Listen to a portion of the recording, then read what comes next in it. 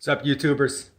So, I got one of my early Christmas presents in the other day, and that's a Gearheadworks Tailhook Mod 2. They just put out the pre-order for it, I think, late November, and I jumped on that right away because I've been dying to get my paws on one of these. Because I got the Mod 1 on my CZ Scorpion pistol, and it's a killer brace, killer pistol stabilizing brace, so I decided to have one from my AR pistol. So I couldn't find any videos on it, so I'm going to throw one out for you. So you get a good look at it, pros and cons, talk about it a little bit, get a good look.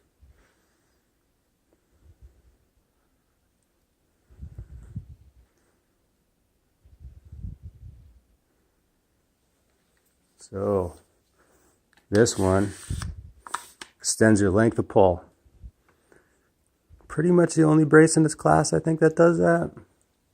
There's a couple PDW ones that do it as well, but I think cons of those are that the cheek well is not ideal. Depends on what you like on your gun. And on the PDW style braces, they have bars that come here next to your safety selector. So you might not be able to use the rifle the way you normally do, where you come and you sweep the safety like that. You might have to monkey around and be more accurate. Pros and cons. Not saying one's better, just what observations. So it's kind of the only thing in this class, honestly, at the moment. So let's look at it. Now, as I had on there before, CAC blade, shockwave blade, which is a cool brace. But as far as bracing against your arm, it just makes, I don't know, it works. It works to put it against your arm like this. But after shooting the Tailhook Mod 1, it's just hard to go back to another brace, honestly, because that thing works so well. It really does. So functionality, this one has basically the same functionality as the Mod 1. You depress this button on this one and pull out. It's really tight, which is nice. Pull out on it. And it rides underneath your forearm like so. Which actually makes complete sense, because if you've ever used an SB-15 on one of these, you know how awkward it is when you strap it into your arm to actually get a point of aim. You almost have to hold it sideways at an angle, stand totally bladed to the target. It kind of just doesn't make sense in a way. This one makes total sense because you can use this in a lot of different positions, and it actually works really well to stabilize the gun when you're shooting like a pistol. So it's actually a really good design.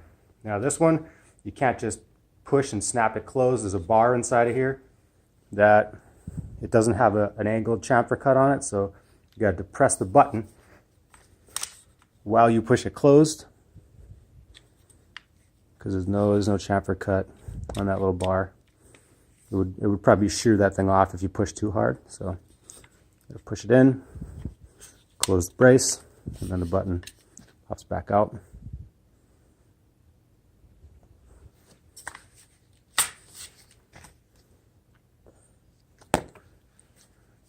So we already kind of talked about pros. Pros are only thing in this class, really, in my opinion, at the moment. Extended length of pull. You can adjust it anywhere on your forearm you want it to be. It's pretty cool. Let's see. Looks good. There's a nice flat. You can, on a floor, the gun will stand up just like that. Just cool. Right. So, talk about cons. $200. It's $200 for the brace and the tube, the buffer tube. And it comes with an end plate. Not this end plate. This is a POF QD end plate that I put on there. But it comes with a regular flat AR-15 end plate and a castle nut, buffer tube, and the brace. So for $200, I think that's a lot of scratch, honestly.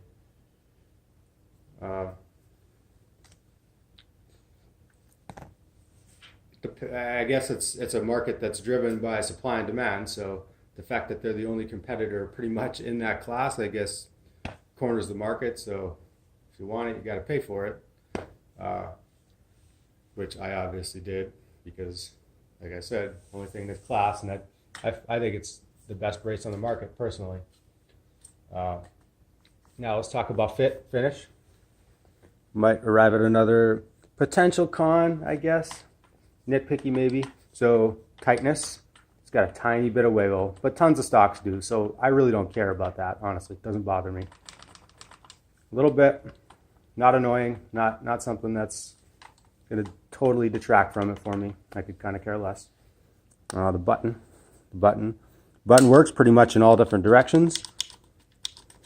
Does it feel like a high quality $200 injection molded piece of polymer? No, it feels a little cheaper than that, but it feels like it's going to hold up. I don't grab it and think, oh my God, this is going to break in a week. It's going to hold up. It's going to be fine. Could it be better? Yeah, but what are you going to do? It's the only thing you can get right now like it. So you want it, get it. Now, another con. This is something I really don't like. I'm gonna have to do stuff to make it how I want.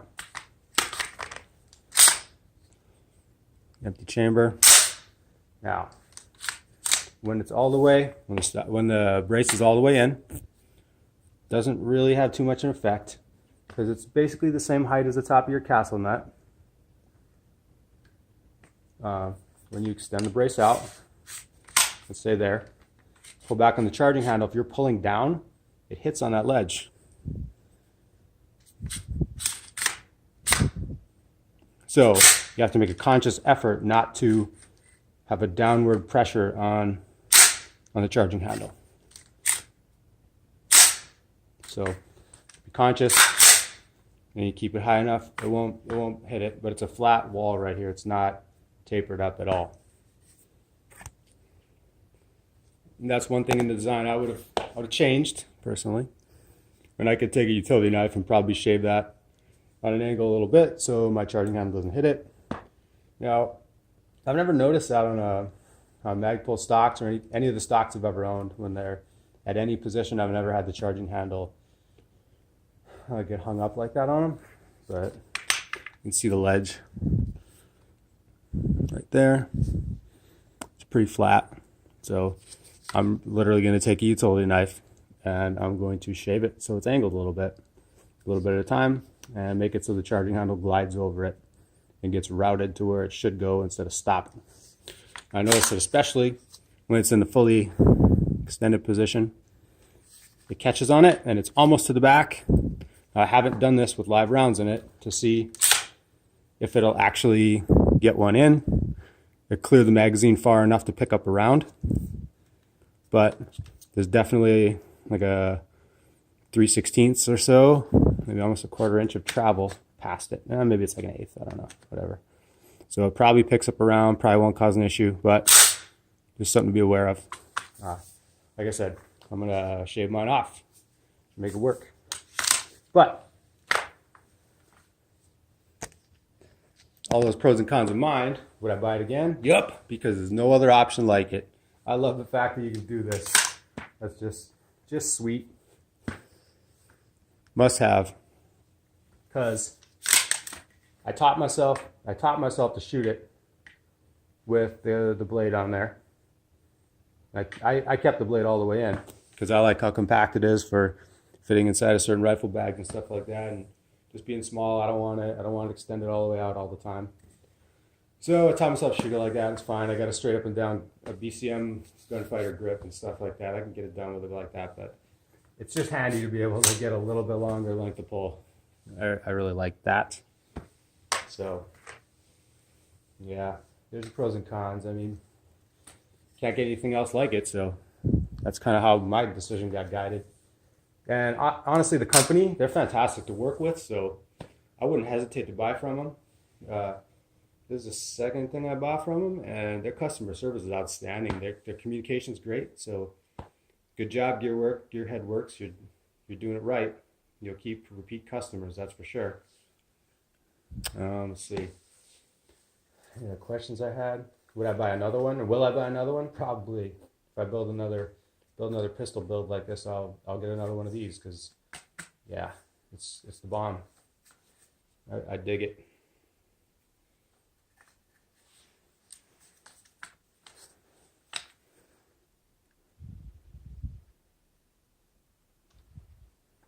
Cheek weld. Oh yeah, let's talk about that, I guess.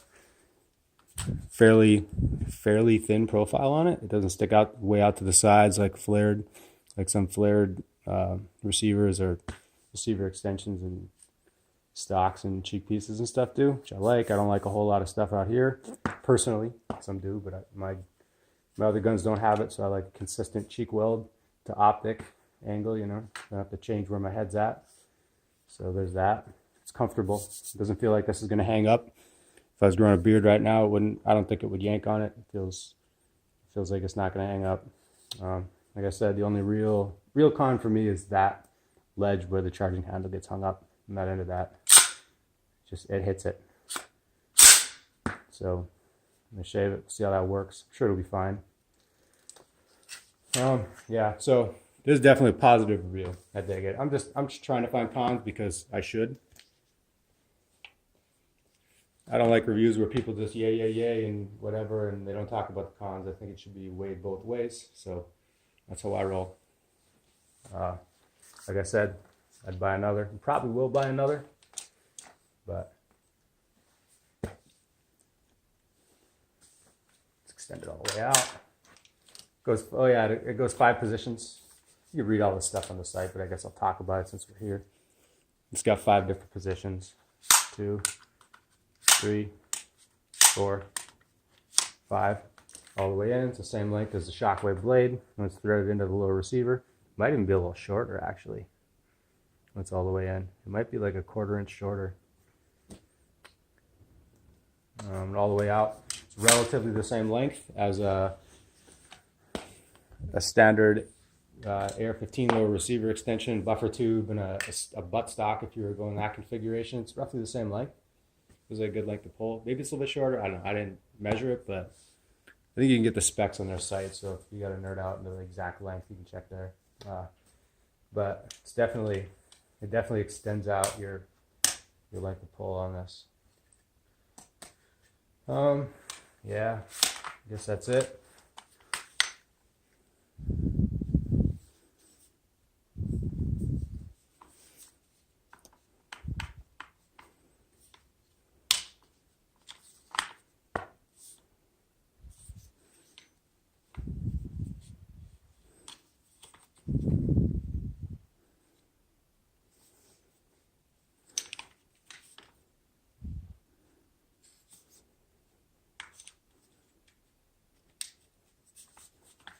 Locks in tight. Mechanism feels good. Feels solid.